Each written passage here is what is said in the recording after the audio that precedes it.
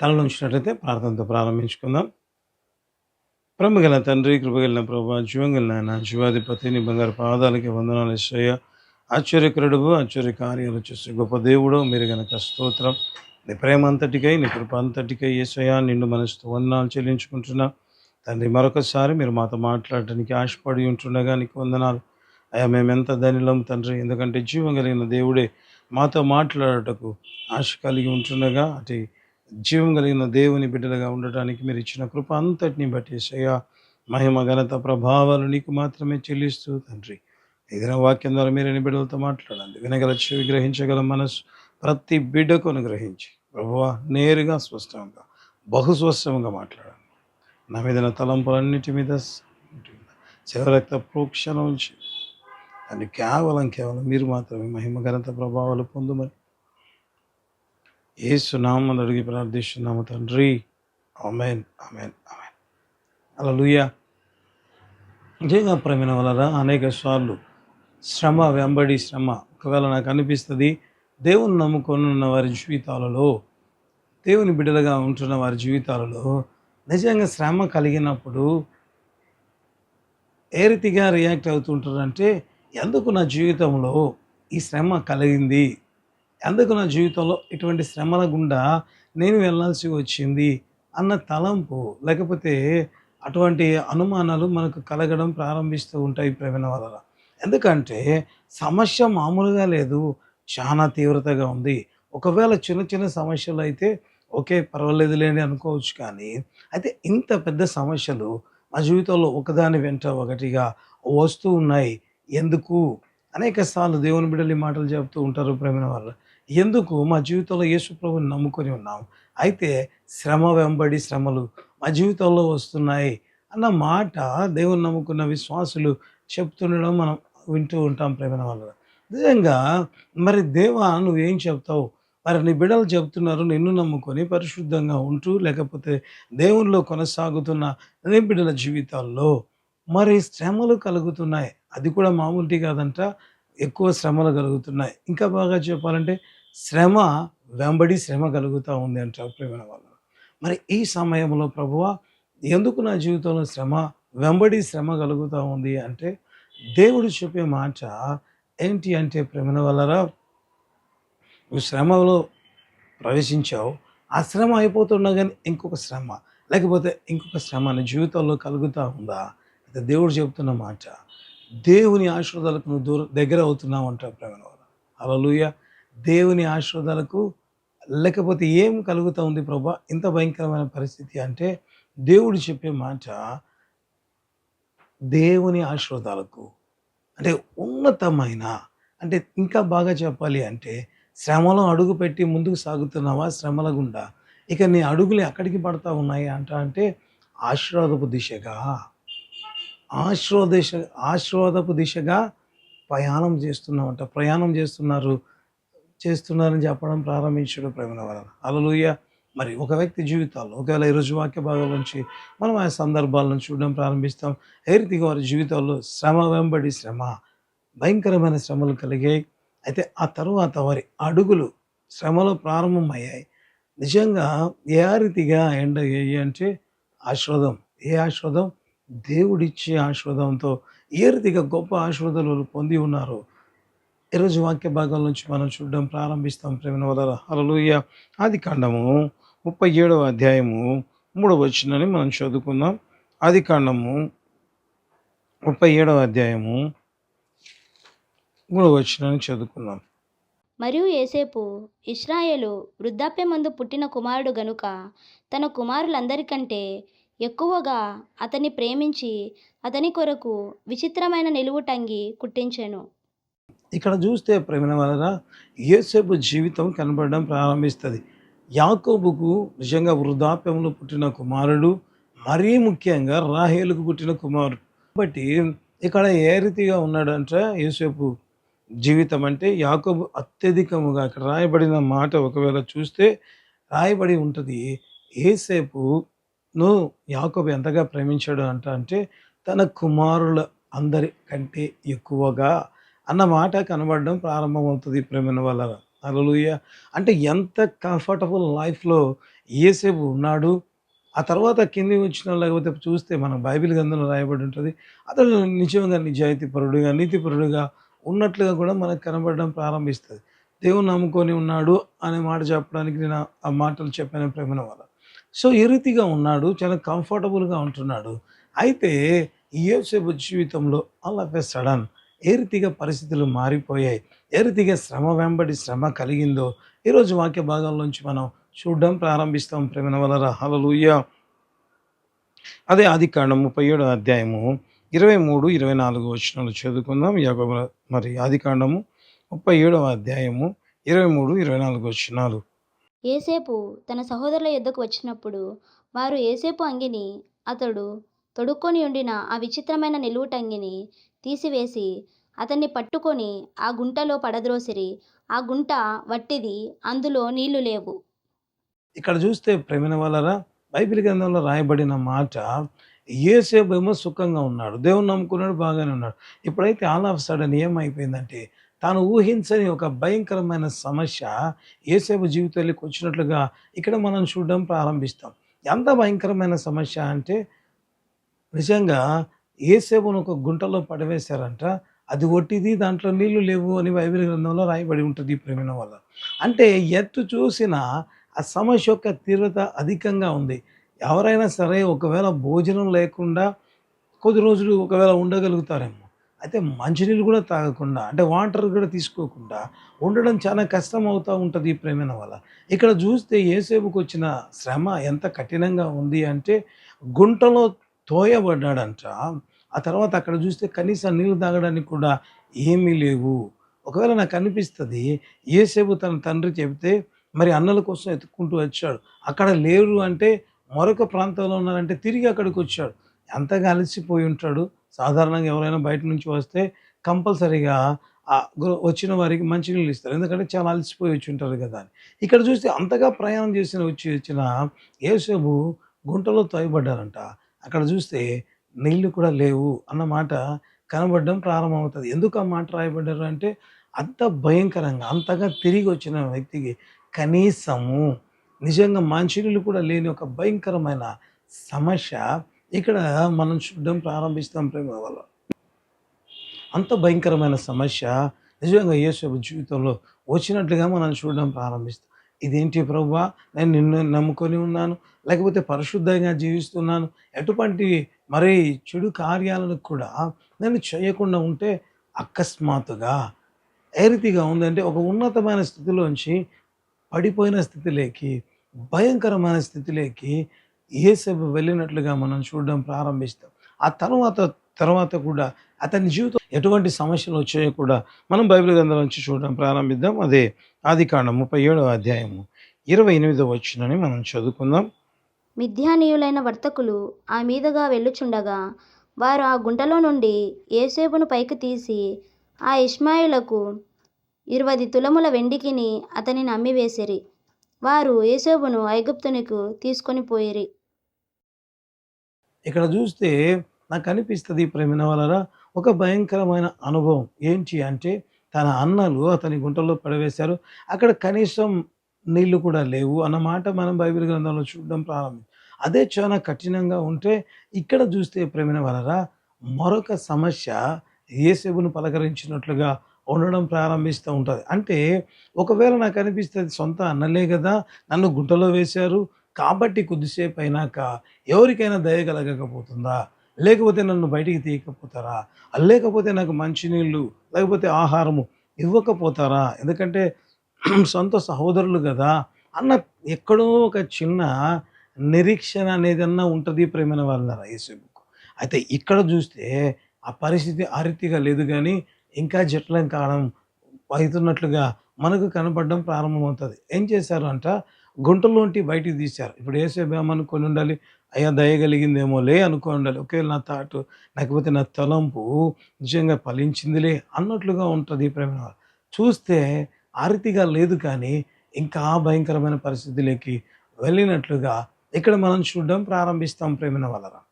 ఎందుకంటే బయటికొచ్చాడంట. వాళ్ళు అమ్మి వేయడం ప్రారంభించారంట. అంటే ఎంత భయంకరమైన పరిస్థితి.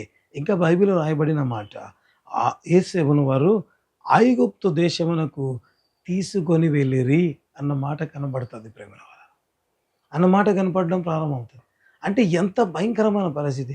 ఈ సమస్యలో కనీసం కొంచెమన్నా నిరీక్షణ కలిగితే, ఆ నిరీక్షణ కూడా పక్కకు వెళ్ళిపోయి, ఇప్పుడు అమ్మివేయబడ్డాడు. బానిసలు ఏ రీతిగా ఉంటారో యేసేపుకు తెలుసు ప్రేమ. అందరికీ తెలుసు. బానిసైన వాడికి సొంత నిర్ణయాలంటూ ఏమీ ఉండవు. అటువంటి భయంకరమైన పరిస్థితే కాకుండా, కనీసం ఆ దేశంలో ఉంటే ఏదో ఒక విధంగా, ఏదో ఒక విధంగా ఎవరి ద్వారా అయిననా ఒకవేళ చెప్పి పంపించి ఒకవేళ తండ్రి వరకు తెలిస్తే రిటర్న్ అవుతానేమో అన్న పరిస్థితి కూడా లేకుండా ఎక్కడికి తీసుకెళ్ళారంట? ఐగుప్తు దేశానికి తీసుకువెళ్ళినట్లుగా మనం బైబిల్‌లో చూడడం ప్రారంభిస్తాం. అసలు యోసేపు జీవితంలో అదేంటి ఇంత మంచిగా ఉన్నవాడు ఒక్కసారిగా గుంతలో పడిపోయాడు. తాగడానికి నీళ్ళు లేవు. ఇక్కడ చూస్తే అమ్మివేయబడ్డాడు. అదే బాధాకరం అంటే అసలు ఆ దేశంలోనే కాదు. ఇక ఎక్కడికి వెళ్తున్నాడంటే తనకు తెలియని ఒక ప్రాంతాలకి. అంటే ఎటు చూసినా కూడా ప్రేమిన వల్లరా యోసేపు నువ్వు బయటకొచ్చే ఛాన్స్ ఏమన్నా ఉందా అంటే హైలీ ఇంపాసిబుల్ అన్నంత క్రిటికల్ పొజిషన్‌లోకి యోసేపు పోవడం ప్రారంభిస్తున్నాడు. అంటే ఒక శ్రమ వచ్చింది. అరే! ఈ శ్రమ నుంచి నేను బయటపడతానేమోలో ఏదో కొంచెమన్నా నిరీక్షణ ఉందంటే, ఇంకా దానికంటే అధికమైన శ్రమ కలిగినట్లుగా మనం చూడడం ప్రారంభిస్తాం.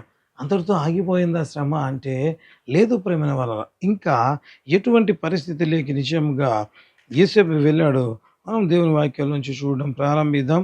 అదే నిజంగా ఐగుప్తుకు తీసుకుపోయారు. ఆ తర్వాత ఇక్కడ రాయబడిన మాట మనం చూడొచ్చు. అదే ఆదికాండము 37వ అధ్యాయము 36వ వచనం చదువుదాం. మిద్యానీయులు ఐగుప్తునకు అతన్ని తీసుకొని పోయి ఫరో యొక్క ఉద్యోగస్తుడను రాజ సంరక్షక సేనాధిపతి అయిన పోతిఫెరనకు అతనిని అమ్మివేసిరి. ఎంత కష్టంగా ఉంటది. అన్నలు అమ్మితే వీళ్ళు కొనుక్కొని ఇక వీళ్ళేం చేస్తారంట పోతిఫర్‌కి అమ్మివేసిరి అని రాయబడి ఉంటది. అంటే ఎట్లా ఉంది యేసేపు ఒకసారి ఆలోచిస్తే నేనేమన్నా సంతలో పశువునా అన్నట్లుగా ఉంది ప్రేమైన వాళ్ళ. అరే! ఏంటి నా పరిస్థితి? వాళ్ళేమో గుంటలో పడేసి తర్వాత అమ్మితే వీళ్ళు తీసుకొచ్చి ఈ దేశంలో ఇక్కడ అమ్ముతున్నారు. అనిపిస్తది. మామూలుగా మనం చూస్తూ ఉంటాం. మరియు ఒకవేళ దాంట్లో ఆ సంతలో నిలబెట్టి ఒకవేళ ఈ దాసుడు ఇంతకు అని అమ్ముతూ ఉంటే ఎంత కష్టంగా ఉండింటది ప్రేమైన వాళ్ళ. కనీసం ఆడనైతే వాళ్ళ అన్నలు వారితో మాట్లాడారు. ఇక్కడికి తీసుకొచ్చినప్పుడు కంపల్సరీగా ఏం జరిగింటది? అందరిని నిలబెట్టి ఉంటారు. వారు అమ్ముతుండగా యేసేపును ఆ వ్యక్తి కొనుక్కున్నట్లుగా మనం చూడడం ప్రారంభం. అంటే ఈ ఈ కాలంలో పశువులు ఏ రీతిగా కొనబడతారో ఆ రీతిగా యేసేపు అమ్మబడుతున్నప్పుడు ఎంత కష్టంగా ఉండింటది. ఎంత నలిగిపోయి ఉంటుంది. కనీసం ఎటు చూసినా ఇక ఎక్కడికి వెళ్తున్నాడు? ఐగుప్తు రాజు యొక్క సంరక్షణ అధికారి ఇంటికి వెళ్తున్నాడు ప్రేమల వల్ల. అంటే ఇక ఏమీ ఉండదు. ఎందుకంటే సైనికులనే వాళ్ళు ఏ రీతిగా ఉంటారు? చాలా కఠినంగా ఉంటారు. చాలా కఠినంగా ఉంటారు ప్రేమల వల్ల. అటువంటి భయంకరమైన సిట్యుయేషన్‌లోకి వెళ్ళినట్లుగా మనం చూడడం ప్రారంభిస్తాం. అంటే నాకు అనిపిస్తది ఎంత దారుణమైన పరిస్థితి. ఒక దిక్కేమో భయంకరమైన కృంగుదల. మరొక దిక్కు రోజుకు కూడా తను ఉన్న శ్రమలోంచి బయటికొచ్చే మార్గమే కనబడటలేదు ప్రేమ. బయటకొచ్చే మార్గం ఏమాత్రము కూడా కనబడకుండా మరుగవుతానే ఉంది. కొంచెం చూస్తూ ఉండగా టైట్ అయితేనే ఉంది గానీ, ఎక్కడ కూడా బయటికొచ్చే అవకాశాలే కనపడనంత భయంకరమైన సిట్యుయేషన్స్ గుండా మరి యేసేపు వెళ్తున్నట్లుగా ఇక్కడ మనం చూడడం ప్రారంభిస్తాం. అంతేనా? ఇంకా ఎటువంటి పరిస్థితులకి యేసేపు వెళ్ళాడు అంటే, మనం బైబిల్ గ్రంథంలో చూడొచ్చు ప్రేమైన వాళ్ళరా. అదే ఆదికాండము 39వ అధ్యాయము 19, 20 వచనాలు చదువుకుందాం. కాబట్టి అతని యజమానుడు ఇట్లు నీ దాసుడు నన్ను చేసినని తన భార్య తనతో చెప్పిన మాటలు విన్నప్పుడు కోపంతో మండిపడి అతనిని పట్టుకొని రాజు ఖైదీలు బంధింపబడు చెరసాలలో వేయించెను. అతడక్కడ చెరసాలలో ఉండెను. ఇక్కడ చూస్తే ప్రేమైన వాళ్ళరా అతి భయంకరమైన పరిస్థితిలోకి మరొకసారి వెళ్ళినట్టుగా మనం చూడడం అంటే రోజు రోజుకు కూడా యోసేపు జీవితం ఏ రీతిగా మారుతా ఉంది. దినాలు గడుస్తున్నాయి. ఒకవేళ సంవత్సరాలు కూడా గడుస్తూ ఉంటుండగా యోసేపు నువ్వేమైనా బయటికి వస్తావా అంటే ఏమాత్రం ఆశ లేదు అన్నట్లుగా పరిస్థితి మారిపోతా ఉంది. గుంటలో పడినప్పుడు బయటికి వస్తానేమోలే అనుకున్నాను. అయితే ఇంకా భయంకరమైన పరిస్థితులకి అమ్మివేయబడ్డాను. అదే బాధాకరం. ఆ తర్వాత ఐగుప్తు దేశానికి వచ్చాను. ఇక్కడ చూస్తే సంతలో పశువులాగా మరొకసారి వారు అమ్మారు. కనీసం ఆ వ్యక్తి దయగలిగిన వ్యక్తి ఏమోలే అనుకుంటుండగా రాజ సంరక్షణ సరే అక్కడికి వెళ్తే వాళ్ళ భార్య చెప్పిన మాటను బట్టి అతడు ఏం చేశాడంట, రాజులు బంధించే ఇక ఎట్టి పరిస్థితుల్లో కూడా నాకు అనిపిస్తుంది బయటకు వచ్చే ఛాన్స్ ఏమీ ఉండదు ప్రేమిన వల్ల. ఎందుకంటే రాజు ఖైదీలను బంధించే చెరసాలలో నుంచి న్యాయాధిపతులు వేసే దాంట్లో కాదంట, రాజు బంధించే దాంట్లో. ఆడ ఒకటే ఉంటుంది, వదిలిపెడితే రాజు వదిలిపెట్టాలి, లేకుంటే మరణమే కావాలి అన్నట్లుగా. ఎందుకంటే మనం ఆ బైబిల్ గ్రంథంలో చూడొచ్చు, పానదాయకుని భక్ష్యగాయన విషయంలో అదే కదా జరిగింది.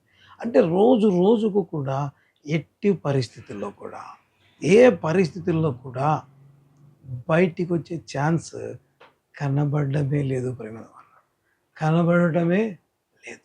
అంటే ఎట్లా ఉందంటే రోజు రోజుకు కూడా టైట్ అయితేనే ఉంది. అనేక సార్లు విశ్వాసాల జీవితాల్లో కూడా ఇటువంటి మార్గాల గుండా వెళ్తున్నప్పుడు దిక్కు తెలియని పరిస్థితుల్లోకి వెళ్ళడం ప్రారంభిస్తాను. అసలు ఏం జరుగుతుంది నాకు, ఏం జరుగుతూ ఉంది, ఒక సమస్య వెంబడి సమస్య కాదు, అసలు సమస్యల నుంచి నేను బయటకు వచ్చే మార్గమే కనబడటం లేదా అన్నట్లుగా ఉంది ప్రేమన వాళ్ళ. అయితే ఏం జరిగింది ఇంతటి భయంకరమైన పరిస్థితిలో, ఎటువంటి దేవుని అంటే నాకు అనిపిస్తుంది యేసేపు జీవితంలో ఒక తర్వాత అడుగు పెడితే అది ఏదైనా బెటర్గా పడుతుందేమో అని యేసేపు ఆశపడతాడు. కానీ యేసేపుకు ఏమాత్రం కూడా నిరీక్షణ లేని, లేకపోతే బయటకు వచ్చే పరిస్థితిలో కూడా లేని ఒక భయంకరమైన పరిస్థితిలోకి వెళ్ళాడు ప్రేమ. యేసేపు నీ జీవితం ఏ రీతిగా ఉంది అంటే యేసేపు అంటాడు, అయ్యా నేను నిష్కారణంగా ఇక్కడ ఉన్నాను కాబట్టి విడిపించండి చాలు. అంటే ఎంత భయంకరమైన పరిస్థితిలోకి వెళ్ళిపోయాడు అంటే బైబిల్ రాయబడి ఉంటుంది కీర్తన గ్రంథంలో, ఇనుము యేసేపును బాధ పెట్టిందంట ప్రేమ. అంటే సంఖ్యలు అతని బాధ పెట్టెను అని బైబిల్ రాయబడి. అంటే ఎంత కష్టమైన పరిస్థితి చూడండి, ఎంత బాధాకరమైన పరిస్థితి. ఇక ఏ మాత్రమైనా నువ్వు బయటకు వస్తావని ఛాన్స్ ఉందా అంటే ఏమీ లేదు. కనీసం గుంటలో పడినప్పుడు ఒక పరిస్థితిగా ఉంది, ఇప్పుడు చూస్తే కట్టివేయబడిన పరిస్థితి, సంఖ్యలతో కట్టివేయబడి చెరసాలలో బంధించబడిన పరిస్థితి. ఎంత దారుణం ప్రేమ వాళ్ళ. అంటే సమస్య ప్రారంభమైంది, ఆ తర్వాత సమస్య తగ్గలేదు కానీ ఒక పీక్ లెవెల్లోకి వెళ్ళింది. యేసేపు ఏంటి నీ పరిస్థితి అంటే ఏమైనా ఉందా నిరీక్షణ, ఏమీ లేదు అంట. ఎందుకంటే ఆ సమస్య ప్రారంభమైన రోజు కొంతలో పడ్డాను కదా, బాగుపడి బయటికి వస్తానులే అన్న తలుపన్న ఉన్నది. ఇప్పుడు చూస్తే రోజు రోజు ఆఖరికి ఏమైపోయింది నా పరిస్థితి అంటే బంధించబడి చెరసాలలో ఉన్నా, బంధించబడ్డాను. అంటే నాకు ఆ సంఖ్యలు అతన్ని బాధ పెట్టాయి. అంటే తను ఫ్రీగా తిరగడానికి లేదు ప్రేమ. పోనీ బయట ఉన్నాడా, అది కూడా లేదు, బంధించబడి చెరసాలలో ఉన్నాడు. ఎంత భయంకరమైన పరిస్థితి. 2 బంధకాలు ఉన్నాయా అన్నట్లుగా ఉంటుంది ప్రేమ. బంధించబడ్డాడు చెరసాలలో, 2 బంధించబడి ఉండడమే ప్రేమ. చెరసాలలో ఉంటూ కనీసం తిరగడానికి కూడా ఫ్రీగా లేదు, చెరసాలలో ఉన్నాడు, బంధించబడి ఉన్నాడు. ఇంకా ఏమాత్రం లేదు. అంటే ఒక రకంగా చెప్పాలంటే బలమైన 2 బంధకాలు వేసి బంధించారా, ఇక ఎట్టి పరిస్థితిలో బయటికి వచ్చే ఛాన్స్ లేదు. ఇది యేసేపు జీవితంలో కనబడుతుంది. అయితే ప్రభువా నువ్వేమంటావు యేసయ్యా అంటే దేవుడు అంటాడు, మీరు వేసే ప్రతి అడుగు మీరు అనుకుంటున్నారు ఇక బయటికి రానేమో, మరి అనుకుంటున్నారు ఇక సమస్యల నుంచి బయట, కానీ మీరు పడిన ప్రతి శ్రమలో పడిన ప్రతి అడుగు ఎక్కడికి తీసుకువెళ్ళిందంట, బంధించబడి ఉన్న పరిస్థితికి కాదంట, గొప్ప అశ్రద్ధల వైపు. హల్లెలూయా. ఇప్పుడు ఆ వాక్య భాగాన్ని మనం చూడడం ప్రారంభిద్దాం ప్రేమ వలన. మరి ఆదికాండం 41వ అధ్యాయము 41వ వచనాన్ని చదువుకుందాం. ఏం జరిగింది? మరియు ఫరో, చూడుము, ఐగుప్తు దేశం అంతటి మీద నిన్ను నియమించి ఉన్నానని యోసేపుతో చెప్పెను. హల్లెలూయా, హల్లెలూయా. ఎట్లా పడతా ఉన్నాయి? శ్రమ, అధిక శ్రమ, శ్రమ, ఇంకా శ్రమ, ఇంకా అధిక శ్రమ. లాస్ట్‌కి ఏమైపోయింది? ఏమీ లేదు. బంధించబడ్డాను సంఖ్యలతో, బంధించి ఉంచారు చెరసాలలో. ఇక బయటికొస్తానా? అయితే అతనికి తెలియకుండా అతడు నడిచిన ప్రతి అడుగు ఒకవేళ గుంతలో పడడం అయితేనేం, ఐగుప్తు దేశానికి రావడం అయితేనేం, ఐగుప్తు దేశములో ఒకవేళ గుంతలో పడడం అయితేనేం, అమ్మివేయబడడం అయితేనేం, ఆ తర్వాత ఐగుప్తు దేశానికి రావడానికైతేనేమి, ఐగుప్తు దేశానికి వచ్చినాక పోతిఫర్ ఇంట్లోకి వెళ్ళడమేమి, ఆ తర్వాత జైల్లోకి వెళ్ళడమేమి. ఇతను అనుకుంటున్నాడు, యోసేపు అనుకుంటున్నాడు, అయ్యా సమస్య నుంచి నేను సమస్యలోకి వెళ్తున్నా. కాదు ప్రేమ, దేవుడు ఇతను అనుకుంటున్నాడు సమస్యలో నుంచి సమస్యలోకి వెళ్తాడు. ఇక బయటకు వచ్చే మార్గమే కనబడటం లేదు. దేవుడు అన్నాడు, నీవు శ్రమలో అడుగు వేసావనుకుంటున్నావు, కాదంట. దేవుడు నిన్ను ఐగుప్తు దేశానికి రాజు చేయాలనే ఉద్దేశంతో అక్కడికి తీసుకొచ్చినట్లుగా బైబిల్ గ్రంథంలో రాయబడి ఉంటుంది. హల్లెలూయా. అంటే దేవుడు మనతో ఏం మాట్లాడుతున్నాడంటే, మనం అనుకుంటున్నాం, అయ్యా నేను శ్రమల గుండా వెళ్తున్నాను. అయితే దేవుడు అంటాడు, నువ్వు శ్రమలో వేసే ప్రతి అడుగు, దేవుని నమ్ముకొని ఎవరైతే పరిశుద్ధంగా ఉంటూ ఏ పాపము చేయకుండా, పాపం చేసి శ్రమలు అనుభవించే వాళ్ళ గురించి కాదు ప్రేమైన వాళ్ళ, ఏ పాపము చేయకుండా శ్రమ వెంబడి శ్రమలో అడుగులు వేస్తున్నావా? నీ అడుగు శ్రమ లోపలికి కాదు, నువ్వు చూస్తున్న ప్రతి శ్రమ లోపలికి తీసుకువెళ్తా ఉంది. ఇక నన్ను గోతిలోకి తీసుకువెళ్తుందని నువ్వు అనుకుంటున్నావు. నీ వేసే ప్రతి అడుగు కూడా శ్రమలో ఉన్నతమైన దేవుని ఆశీర్వాదాల వైపే అంట. హల్లెలూయా, హల్లెలూయా. దేవుడు చెప్పే మాట ప్రేమల వల్ల ఉన్నతమైన, అయ్యా ఇంతగా శ్రమల గుండా తీసుకువెళ్ళావంటే కాదు కాదు, ఆ శ్రమల గుండా నువ్వు పైకి వచ్చేమయ్యావు, ఉన్నతమైన ఐగుప్తు సింహాసనాన్ని అధిరోహించావు. Thank you Jesus. హల్లెలూయా. అది దేవుని యొక్క ప్రణాళిక అయి ఉంటున్నది. విశ్వాసిగా ఉంటూ దేవుని వాక్యాన్ని వింటున్న, శ్రమలు అనుభవిస్తూ ఏం జరుగుతుంది నా జీవితంలో అని అనుకుంటే, దేవుడు అంటాడు, దేవుడు యేసేపు జీవితంలో ఏ రీతిగా ఉన్నతమైన ఆశీర్వాదం ఇచ్చాడో అదే రీతిగా నీ జీవితంలో కూడా గొప్ప కార్యాలు చేయాలని ఆశపడుతున్నాడు ప్రేమ వలన. హల్లెలూయా. ఎంత అంటే బైబిల్లో రాయబడి ఉంటుంది. ఆ తర్వాత యేసేపు ఒక మాట అన్నట్లుగా మనం బైబిల్ గ్రంథంలో చూడడం ప్రారంభిద్దాం. అది ఆదికాండము 41వ అధ్యాయము 51వ వచనం చదువుదాం. అప్పుడు యోసేపు, దేవుడు నా సమస్త బాధను నా తండ్రి ఇంటి వారందరినీ నేను మర్చిపోనట్లు చేశానని చెప్పి తన జ్యేష్ఠ కుమారునికి మనష్షే అని పేరు పెట్టెను. హల్లెలూయా. ఏం జరిగిందంట? తన సమస్త బాధ నుంచి దేవుడు నన్ను విడిపించాడు, నా తండ్రి ఇంటి వారందరినీ మరుచున్నట్లుగా దేవుడు నన్ను చేశాడు అని తన జ్యేష్ఠ కుమారునికి మనష్షే అని పెట్టిన రాయబడి. ఎందుకు ఈ మాటలు చెప్పాడంటే, సమస్త బాధలన్నీ కూడా మరిచి, అంటే ఎంత కంఫర్ట్ ఇచ్చాడు దేవుడు. బాధ అంతా మరిచిపోవాలంటే ఎంతగా ఆశీర్వదించబడండి, ఎంతగా దీవించబడాలి. ఇంకొక మాట కూడా యేసేపు అంటాడు, నా తండ్రి ఇంటి వారిని అందరినీ. నాకు అనిపిస్తుంది, తండ్రి ఇంట్లో ఉన్న సుఖము ప్రతిసారి గుర్తొచ్చింటుంది. అయ్యా నువ్వు అక్కడ ఒక మంచి పొజిషన్లో యువరాజుగా ఉన్నావు కదా, అరే నేను చెప్తే పని వాళ్ళు ఉన్నారు, ఇంతగా ఉన్నాను, నేను ఈ స్థితికి వచ్చాను అన్నిసార్లు గుర్తొచ్చింది కదా. ఇప్పుడు చూస్తే ఒకవేళ యోసేపు యాకోబు ఇంట్లో ఉంటే ఒకవేళ 10-15 మంది మాత్రమే, లేకపోతే కొన్ని వందల మంది మాత్రమే పనివారు ఉండేవారు. ఇప్పుడు ఐగుప్తు దేశానికి అధికారిగా ఉంటే ఎన్ని వేల మందో ప్రేమవారు, అసలు ఇంకా వందలు, అసలు నథింగ్, అసలు వేల మంది సంఖ్యలో తన కింద పనిచేసే వాళ్ళని చూసి, అందుకే అంటాడు, నా తండ్రి ఇంటిని కూడా మరిచిపోయాడు. అంటే ఎంత సుఖం ఇచ్చాడు దేవుడు. ఆ రోజు తన పడిన ప్రతి అడుగు, ఆ శ్రమలో పడుతుండగా నిజంగా ఎంత నలిగిపోయి ఉంటాడు, ఎంత కృంగిపోయి ఉంటాడు. అనేక సార్లు శ్రమల్లో మనం పడుతున్నప్పుడు, ఎందుకు ప్రభా నా జీవితంలో ఈ సమస్య అని కృంగిపోతుంటాం ప్రేమ వల్ల. అయితే దేవుడు చెప్తాడు, ఆ శ్రమల గుండా నువ్వు వెళ్తుండగా ఉన్నతమైన ఆశీర్వాదాలు లేకే నీ అడుగులు అంటారు ప్రేమ. నీ పడే ప్రతి అడుగు కూడా ఉన్నతమైన ఆశీర్వాదంలో వైపే. శ్రమలో వెళ్తున్నావా? అనేక సార్లు మనం అనుకుంటాం, అయ్యా నేను తట్టుకోలేకున్నాను అంటాం. ఇక్కడ కూడా ఒకవేళ యేసేపు ఆ రీతిగా ఉంటే బైబిల్లో చాలా చక్కగా రాయబడి ఉంటుంది. యెహోవా మోషేకి తోడై ఉన్నాను అనే మాట కనపడుతూ ఉంటుంది ప్రేమైన వాళ్ళు. పోతిఫారు ఇంట్లో ఉంటే దేవుడు అతనికి తోడుగా ఉన్నాడంట. హల్లెలూయా! దేవుడు విడిచిపెట్టలేదు ప్రేమ. అనేక సార్లు అనేక మంది బిలీవర్స్ చెప్తూ ఉంటారు. ఏమని అంటే, అయ్యా శ్రమ వచ్చింది దేవుడు నన్ను విడిచిపెట్టాడమ్మ. అందుకే ఇటువంటి మాటలు అంటామని ఇక్కడ బైబిల్ గ్రంథంలో రాయబడింది. పోతిఫర్ ఇంట్లో ఉంటే దేవుడు యేసేపుకు తోడై ఉండెనని రాయబడి ఉంటది. యేసేపు చెరసాలలో ఉంటే దేవుడు అతనికి తోడై ఉన్నాడంట ప్రేమరా. హల్లెలూయా! అంటే మనం శ్రమలలో ఒంటరిగా పోరాటం లేదు ప్రేమరా. అనేక సార్లు అనుకుంటాం. ఈ శ్రమలు నేను తట్టుకోగలనా? బైబిల్‌లో ఒక చక్కటి మాట రాయబడింది. మనము శోధింప కలిగినంతే. అంటే మన శక్తికి మించిన శోధన రాదు.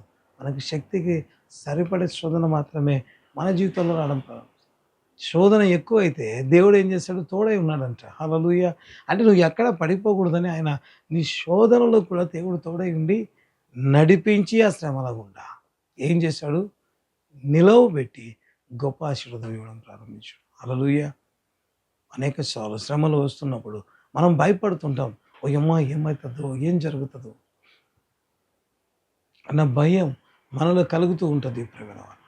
దేవుడు ఎప్పుడు కూడా విడిచిపెట్టేవాడు కాదు అంట. హల్లెలూయా! తోడై ఉండి శ్రమ పెరుగుతా ఉందా? దేవుడు తోడై ఉన్నాడంట. తద్వారా ఏమైంది? ఆ శ్రమల గుండా ఆ రీతిగా యేసు పోయిన తర్వాత ఐగుప్తు దేశానికే దేశముగా గొప్ప అధికారిగా మారినట్లుగా మనం బైబిల్ గ్రంథంలో చూడడం ప్రారంభిస్తాం. హల్లెలూయా! మరి ఈ వాక్యాన్ని చూస్తున్న నీ జీవితంలో శ్రమ వెంబడి శ్రమ కలుగుతుందా? అయితే నువ్వు వేసే ప్రతి అడుగు, శ్రమలో పడుతున్న ప్రతి అడుగు ఉన్నతమైన ఆశీర్వాదం కొరకే. నువ్వు వేసే ప్రతి అడుగు ప్రేమల వలన. షో శ్రమలో నువ్వు వేసే ప్రతి అడుగు అది ఉన్నతమైన ఆశీర్వాదాల కోసమే. హల్లెలూయా! ఇంకా త్వరగా మనం వాక్యాన్ని చూసుకుందాం. మరి కొద్దిమంది జీవితాలను మనం చూడడం ప్రారంభిద్దాం ప్రేమల వలన. 2 రాజుల గ్రంథము 5వ అధ్యాయము 2 రాజుల గ్రంథము 5వ అధ్యాయము 2వ వచనాన్ని మనం చదువుకుందాం. సిరియనులు గుంపు గుంపులుగా బయలుదేరి ఇశ్రాయేలు దేశం మీదికి పోయి ఉండేరి. వారచట నుండి ఒక చిన్నదాన్ని చెరగుని తేగ, అది నయమాను భార్యకు పరిచారం చేయుచుండెను. ఇక్కడ చూస్తే ప్రేమ వాళ్ళారా, ఇశ్రాయేలు చిన్న దాని జీవితంలో ఒక భయంకరమైన శ్రమ కలిగినట్లుగా ఇక్కడ మనం చూడడం ప్రారంభిస్తాం. ఏముంది? సిరియనులు గుంపులు గుంపులుగా పోయి ఇశ్రాయేలు మీద దాడి చేసి అక్కడున్న వారిని కొంతమందిని తీసుకొచ్చారంట. ఆ వచ్చిన దానిలో ఒక చిన్నదాన్ని తీసుకొచ్చారంట. నిజంగా ప్రేమిన వలన ఎవరి జీవితంలో అయినా చెరకొని పోబడడం అనేది బాధాకరం. ఒక ఊరు నుంచి ఒక ఊరికి పోవడం అది వేరే విషయం. ఇక్కడ ఏమవుతుంది? వారు యుద్ధం చేసి ఇక్కడ వారిని ఉన్నవారిని కొంతమంది తీసుకొని బానిసలుగా పట్టుకొని వెళ్ళిపోయారంట ప్రేమిన వాళ్ళ. ఇక్కడ ఆ అమ్మాయి పరిస్థితి ఏ రీతిగా ఉంటుంది అంటే దారుణంగా ఉంటుంది ప్రేమ. తీసుకుపోవడమే బాధాకరం. ఎక్కడికి తీసుకెళ్లారంట? బైబిలే రాయబడి ఉంటుంది. నయమాను భార్యకు పరిచర్య చేసే వ్యక్తిగా తీసుకువెళ్ళినట్లుగా మనం ఇక్కడ బైబిల్ గ్రంథంలో చూడడం ప్రారంభిస్తాం. అంటే ఎంత భయంకరమైన పరిస్థితి. శ్రమ వచ్చింది. ఇప్పుడు శ్రమలోంచి ముందుకు వెళ్తూ ఉంటే ఏం కనపడుతుంది? నయమాను భార్య కనపడుతూ ఉంటుంది. ఎంత కష్టంగా ఉంటుంది ప్రేమ వల్ల. ఎందుకంటే ఏ వ్యక్తి అయితే సిరియనులకు ఏ వ్యక్తి ద్వారా సిరియనులకు జయం వస్తుంది అంటే నయమాను ద్వారా. ఇప్పుడు ఆ నయమాను దాడి చేసి ఇశ్రాయేల్ వారిని తీసుకొని వస్తూ ఉంటే ఆ వ్యక్తి ఇంట్లోకి వెళ్ళడమే బాధ. ఎందుకంటే ఈ వ్యక్తే కదా మమ్మల్ని తీసుకొచ్చింది. అంటే నాకు అనిపిస్తుంది ప్రతిరోజు నయమాను కనపడినప్పుడల్లా ఆ వ్యక్తి ఆ చిన్నదాని పరిస్థితి ఎంత కష్టంగా ఉంటుంది. ఏదో దూరంగా ఉంటే తిట్టుకుంటుంటారు. ఇక్కడ ఏం చేస్తుంది? ఎదురుగానే కనపడుతూ ఉంటాడు ప్రేమ. ఆ రోజు ఎదురుగానే కనపడుతుంటాడు. అదొక బాధ. ఇంకొక బాధ ఏంటి చెప్పమంటారా? ఆ ఇంట్లోనే పని చేయాలి. వారికే పని చేసి పెట్టాలి. ఇంకెంత కష్టంగా ఉంటది. ఎంత బాధాకరమైన పరిస్థితుల గుండా ఆ ఇశ్రాయేలు చిన్నది వెళ్ళిందంటే మాటల్లో చెప్పలేనంత ప్రేమల వాళ్ళ. అంటే ఎటు చూసినా కృంగుదలే. అదేంటి ప్రభువా? నన్ను చెయ్యి విడిచిపెట్టావా? నేను అసలు జ్ఞాపకం ఉన్నానా యేసయ్యా? అన్నట్లుగా ఉంటుంది ప్రేమల వాళ్ళ. ఎందుకంటే బయటికి పోవడమే, చెరగొని పోవడమే బాధాకరం. మరి ఎవరు అయితే చెర పట్టుకొని పోయి ఇశ్రాయేలుకు ఇబ్బంది కలుగజేస్తున్నాడో ఆ వ్యక్తి డైలీ కనపడుతుంది. అంటే ఎంత కోపం, ఎంత ఇరిటేట్ కలుగుతూ ఉంటుంది. అంత మాత్రమే కాదు, వాళ్ళ ఇంట్లో ఉంటూ వాళ్ళ భార్యకి పరిచర్య చేయాలి. ఎంత కష్టంగా ఉంటుంది.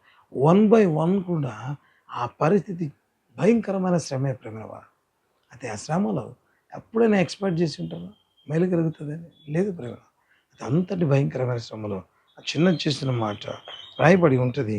మూడో వచనం మనం చదువుకుందాం. 2 రాజుల గ్రంథం 5 అధ్యాయం 3 వచనం. అది షోమ్రోనులోనున్న ప్రవక్త దగ్గర నా ఏలినవాడుండవలెనని నేనెంతో కోరుచున్నాను. అతడు నా ఏలినవానికి కలిగిన కుష్ఠరోగమును బాగు చేయనని తన యజమానురాలితో అనెను. ఇంత శ్రమలో కూడా ఆ వ్యక్తి ఎప్పుడు కూడా ఆ వ్యక్తి ఎప్పుడైనా ఎక్స్‌పెక్ట్ చేసి ఉంటదా? ఇంత భయంకరమైన శ్రమలో నేను ఉండగలుగుతానని అనుకోని ఉండదు. అంత శ్రమలో ఏం ఆపర్చునిటీ ఇచ్చాడు దేవుడు అంటే నిజంగా నాకు అనిపిస్తది. ఒక సైన్యాధిపతి, ఒక అన్యునికి సైన్యాధిపతికి దేవుని సువార్త చెప్పే గొప్ప భాగ్యం ఇచ్చాడు. హల్లెలూయా! ఎక్స్‌పెక్ట్ చేయని కార్యం. అంటే అంత శ్రమల గుండా వెళ్తున్న ఆ అమ్మాయి అసలు గొప్ప ఆపర్చునిటీ ఏది అంటే దేవుని సువార్తను ప్రకటించడం. హల్లెలూయా! నా దేవుడు సర్వశక్తిమంతుడు. ఆ దేవుని సేవకుని దగ్గరికి వెళ్తే నీ కుష్ఠరోగం పోతది. ఎంత నమ్మకం ఉండిండాలి దేవుని మీద, తన సేవకుల మీద. అంత గొప్ప కార్యం ప్రేమ. హల్లెలూయా! అసాధారణమైన దేవుని ఎక్కడ కూడా తుణుకు బెణుకు లేకుండా చెప్పడం ప్రారంభించాడు. ఎవరికైనా సాధ్యమవుతుందా? తీసుకుపోయినప్పుడు బాధపడి ఉంటుంది. ఆ తర్వాత నయమాను ఉంటున్నప్పుడు ఇంకా కృంగిపోయి ఉంటుంది. పరిచర్య చేసినప్పుడు ఇంకా కృంగిపోయి ఉంటుంది. ఇంక నేను బయటకు వచ్చే మార్గం. కానీ దేవుడు ఏం చేశాడు? ఆ కుటుంబంలో ఉంచి ఆ వ్యక్తికే సువార్త. ఎవరైతే ప్రాబ్లమాటిక్ ఉన్నారో ఆ వ్యక్తికే సువార్త. తద్వారా కొన్ని నిజంగా నాకు అనిపిస్తది. దేశములకే సువార్త ప్రకటించబడింది. ఎట్లా చెప్తారు బ్రదర్ అంటే, నయమాను గురించి అంత గొప్పగా ప్రజలకు తెలుసు. మరి ఆ కుష్ఠరోగం వచ్చిన తర్వాత, బాగైన తర్వాత అందరూ అనుకోని ఉండరా? ఆయా దేశాల నిజంగా హిజ్కియా రాజుకు మరణకరమైన వ్యాధి వచ్చిన తర్వాత బాగైతే బబులోను సామ్రాజ్యం నుంచి వచ్చారంట ప్రేమల వల్ల. నేనేదో చెప్పడం లేదు. బైబిల్ గ్రంథంలోనే మాట ఉంది. హిజ్కియా రాజు మరణకరమైన వ్యాధి వస్తే, ఆ తర్వాత బాగైనాడనే వార్త వినబడితే, ఆ వార్త తెలుసుకొని బబులోను రాజు వచ్చాడంట. ఇక్కడ సిరియా దేశపు సైన్యాధిపతి సిరియా దేశమునకు నయమాను వల్లే దేవుడే విజయం అనుగ్రహించును అని రాయబడి ఉంటే అంత గొప్ప వ్యక్తి కుష్ఠరోగ బాగైతే ఎంత పబ్లిసిటీ ఉంటుంది ఎట్లా బాగైంటుంది అంటే వాళ్ళు చెప్తారు ఇస్రాయేలుల దేశంలోకి వెళ్ళినప్పుడు ఆ దేవుడు బాగు చేశాడు. ఎట్లా తెలిసింది? ఆ చిన్నది చెప్పి ఎంత గొప్ప ఆశీర్వాదం ప్రేమ హల్లెలూయా. అంటే మనం వెళ్ళే శ్రమల మార్గం ఎంత భయంకరమైన పరిస్థితిలో ఉంటుంది అంటే మనం మాటల్లో చెప్పలేనంతగా ఉండడం ప్రారంభమవుతుంది. అనేక సార్లు శ్రమలు చూసి మనం భయపడుతూ ఉంటాం. అయితే శ్రమ ఏం చేస్తుంది అంట మనం ఊహించని ఆశీర్వాదాల్లోకి మనం తీసుకోవాలి. అందుకే దేవుడు చెప్తాడు మీరు శ్రమ వెంబడి శ్రమలో అడుగులు వేస్తూ ఉంటే దేవుడు అంటాడు మీరు అనుకుంటున్నారు శ్రమలో అడుగు వేస్తారు కాదు, మీరు శ్రమలో వేసే ప్రతి అడుగు కూడా మీరు ఆశీర్వాదానికి దగ్గరగా చేయడం ప్రారంభిస్తుంది అంట ప్రేమ. హల్లెలూయా. మరి నిజంగా ప్రేమలో అట్టి కృప దేవుడు మనకు అనుగ్రహించుంటున్నాడు. చివరిగా ఒక వాక్య భాగాన్ని లేకపోతే ఒక సందర్భాన్ని మీకు చూపించి త్వరగా నేను వాక్యాన్ని ముగించాలని ఆశపడుతున్నాను. యోహాను సువార్త 11వ అధ్యాయము 1వ వచనం చదువుదాం. మరియా ఆమె సహోదరి అయిన మార్త అను వారి గ్రామమైన బెతానియాలోనున్న లాజరు అను ఒకడు రోగి ఆయెను. ఇక్కడ చూస్తే ఈ కుటుంబంలో ఒక శ్రమ కలిగినట్టుగా మనం చూడడం ప్రారంభిస్తాం. ఎందుకంటే ఆ రోగం వచ్చిందంట. మామూలు రోగం అయితే వాళ్ళు యేసు ప్రభువుకు చెంపించే వాళ్ళు కాదు ప్రేమ. బైబిల్ రాయబడి 2వ వచనంలో చూస్తే అది ఎట్లా ఉంటది అంటే మనం ఏమనుకుంటాం రోగం వచ్చిందని. నిజంగా రోగం వస్తే యేసు ప్రభువుకి చెప్పించి పంపించాల్సిన అవసరం ఏముంది? మామూలుగా వారి డబ్బులున్నవారు అని చెప్తూ ఉంటారు. ఇప్పుడు వాళ్ళు ఏం చేయాలి? వైద్యుని కాడికి వెళ్లి చూపించు. నిజంగా నాకు అనిపిస్తది. వారు చెప్పి పంపించారు అంటే, ఆ తీవ్రత ఎక్కువగా ఉంది. ఇంతవరకు కంఫర్టబుల్‌గా ఉన్నది. ఒక భయంకరమైన వ్యాధి లాజరుకు వచ్చినట్లుగా మనం చూడడం ప్రారంభిస్తాం. అయితే ఆ సమస్య ఏ రీతిగా ముందుకు వెళ్ళింది అంటే, అతని జీవితాన్నే భూమి మీద లేకుండా చేసేంత భయంకరం. అంటే ఒక అంతవరకు బాగా జరిగిన కుటుంబం, ఒక భయంకరమైన వ్యాధి వచ్చింది. అయితే ఆ వ్యాధి తర్వాత ఏం జరిగిందంటే, ఆ వ్యక్తి చనిపోయాడు ప్రేమ. ఆ తర్వాత మనం బైబిల్ గ్రంథంలో చూస్తే అదే యోహాను సువార్త 11వ అధ్యాయం 17వ వచనం చూద్దాం. యేసు వచ్చి అదివరకే అతడు 4 దినములు సమాధిలో నుండెనని తెలుసుకొనెను. సమస్య ఏమైంది? చనిపోయేంతగా వెళ్ళిపోయింది. ఇప్పుడు యేసుప్రభు ఎప్పుడొచ్చాడంటే 4 దినాల తర్వాత వచ్చాడంట. అంటే ఏం జరుగుతా ఉంది? చనిపోయి బాగలేనప్పుడు వాళ్ళు చాలా బాధపడి ఎంతో ఖర్చు పెట్టాడు. ఆ తర్వాత ఏమైనా చనిపోయాడు. భూస్థాపన కూడా జరిగిపోయింది. ఇంకా వాళ్ళకి ఏమన్నా కనబడతా ఉంటుందా? అయ్యో! వాళ్ళు ఏడ్చే ఏడుపు కంట బైబిల్‌కి రాయబడిన చుట్టుపక్కల ప్రజలు వచ్చి కూడా ఏడవడం ప్రారంభించారు. అంత భయంకరమైన శ్రమ. బాగున్న కుటుంబంలో వ్యాధి అది కాస్త ఒకవేళ డాక్టర్ దగ్గరికి వెళ్లి చూపించుకుంటే అది భయంకరమైన వ్యాధి అని తెలిసింది. ఆ తర్వాత ప్రార్థన చేశారు. అయినా ఫలితం ఏమీ కనపడలేదు. చనిపోయాడు. చనిపోవడమే కాదు, ఒకవేళ అప్పటికైనా యేసుప్రభు వస్తాడని చూశారు. అప్పుడు యేసుప్రభు రాలేదు. అంటే జవాబు రాలేదు. ఇప్పుడు చూస్తే సమాధి చేయబడి 4 దినములైన. ఆ తర్వాత బైబిల్ గ్రంథం అది ఒక గృహ, దాని మీద ఒక రాయి తొరలించి ఉండ్రి అని రాయబడింది. అంత భయంకరం. ఏమాత్రము కూడా మన జీవితంలో ఒక రోజు తర్వాత ఒక రోజు రోజు రోజుకు సమస్య జటిలమైందే కానీ పడిపోలేదు ప్రేమ. అయితే ఏం జరిగింది? ఆ తర్వాత యేసుప్రభు వచ్చాడు. బలమైన అద్భుతం చేశాడు. లాజరు బయటికి రా అంటే బయటకు వచ్చాడు. తద్వారా ఎంత ఆశీర్వాదం అంటే బైబిల్ గ్రంథంలో ఒక వాక్య భాగాన్ని చదివి నేను ముగిస్తాను. యోహాను సువార్త 12వ అధ్యాయం 9వ వచనం చదువుకుందాం. కాబట్టి యూదులలో సామాన్య జనులు ఆయన అక్కడ ఉన్నాడని తెలుసుకొని యేసును చూచుటకు మాత్రమే గాక మృతులలో నుండి ఆయన లేపిన లాజరును కూడా చూడవచ్చిరి. హల్లెలూయా! ఎంతటి కృప! అప్పుడైనా లాజరును చూడడానికి ఎవరైనా వచ్చారా? ఎవరు వచ్చిండ్రు? ఇప్పుడంట యేసుని చూచుటకు మాత్రమే. ఎంత ఆధిక్యత లాజరు జీవితంలో పొందాడు. లేకపోతే ఆ కుటుంబం పొందింది అంటే మాటల్లో చెప్పలేనంత. శ్రమలో అడుగులు పడుతున్నాయా? అయితే దేవుడు చెప్తున్న మాట, నీ శ్రమలో పడే ప్రతి అడుగు నిన్ను ఆశీర్వాదానికి దగ్గర తీసుకెళ్తాం. హల్లెలూయా! కాబట్టి సంతోషిద్దాం, ఆనందిద్దాం. దేవుని మీద విశ్వాసంతో ముందుకు సాగడం ప్రారంభిద్దాం. తలలోంచి ప్రార్థన చేద్దాం. ప్రేమ కలిగిన తండ్రి, కృపగలిగిన ప్రభు, జీవం కలిగిన జీవాధిపతి, నీ బంగారు పాదాలకి వందనాలు యేసయ్యా. ఆశ్చర్యకరుడా, ఆశ్చర్య కార్యాలు చేసే గొప్ప దేవా నీకు వందనాలు. అనేక సార్లు శ్రమలు వచ్చినప్పుడు మేము బాధపడి భయపడి ఎందుకు ప్రభా అన్నట్లుగా మేము అంటుండగా, తండ్రి ఆ శ్రమలో మీ ప్రణాళిక, లేకపోతే శ్రమలో వేసే ప్రతి అడుగు అది ఆశీర్వాదానికి అయ్యా మెట్టుగా మారుస్తున్నానని వాక్యం ద్వారా మీరు మాతో మాట్లాడినందు బట్టి వందనాలు. నీ బిడ్డలు తండ్రి ఆ రీతిగా బలపరచండి. అయా గొప్ప నిరీక్షణ కలిగి అయా సమస్యలన్నిటినీ దాటుకొని ఆ ఉన్నతమైన యేసయ్య ఇచ్చే ఆశీర్వాదాలు స్వతంత్రించుకొని బిడ్డగా ప్రతి బిడ్డకు అట్టి కృప చేతను నింపి మీరే మహిమ పొందండి. ఎక్కడ తొట్టు లేకుండా భయపడకుండా ఉండులాగున మీరే కృప చూపించి మహిమ పొందమని ఆయన ప్రతి సమస్యలో మీరు మాకు తోడై ఉన్నారు. యేసేపుకు ఏ రీతిగా తోడై ఉన్నారు, అదే దేవుడు మాకు తోడై ఉన్నాడు. నమ్మకంతో మా అడుగులు ముందుకు వేయడానికి సహాయం దయచేసి మహిమ ఘనత ప్రభావములు కేవలం మీరు మాత్రమే పొందుమని ప్రార్థిస్తున్నాను నాయన. ఎంతమంది ఇది కార్యక్రమం చూస్తున్నారు వారందరినీ దీవించి ఆస్వాదించండి. వారి అవసరతలన్నీ తీర్చండి. వారి సమస్యలన్నీ తొలగించండి. వారి గొప్ప ఆశీర్వాదాలు పొందులాగున నిబ్బరమైన కార్యం జరిగించండి. ఎవరైతే ఏ అవసరంతో అయ్యా గర్భఫలమును దీవెన తండ్రి ఎదురు చూస్తున్నారో నేనైతే నమ్ముతున్నాను ఆయన. దినములు గడుస్తుండగా ఆశీర్వాదం వారి జీవితాలకి అయా అడుగులు అవమానం కూడా వెళ్తున్నామయ్యా ప్రభువా అంటే అయా వాళ్ళ అడుగులు ఆశీర్వాదానికి దగ్గరగా వెళ్తున్నాయని తండ్రి మీరు సెలవు ఇచ్చిన దేవుడు కనుక వారి జీవితాలు అటు అద్భుతం చేయబోతున్నందుకు బట్టి నీకు వందనాలు.